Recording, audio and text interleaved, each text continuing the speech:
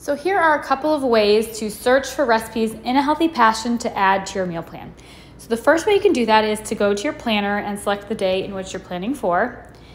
And then you'll go ahead and just type in what you're looking for. So you can literally search anything: chicken, broccoli, beef, vegetarian, pasta, spaghetti, like whatever it is that you're looking for, just type that in. So I'm gonna do beef and hit enter.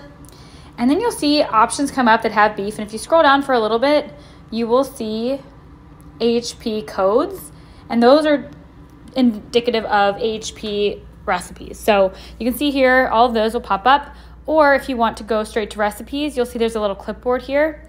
You can click that and it will pull up only the beef recipes. So what you'll do is you'll just click on the title of the recipe that you're interested in.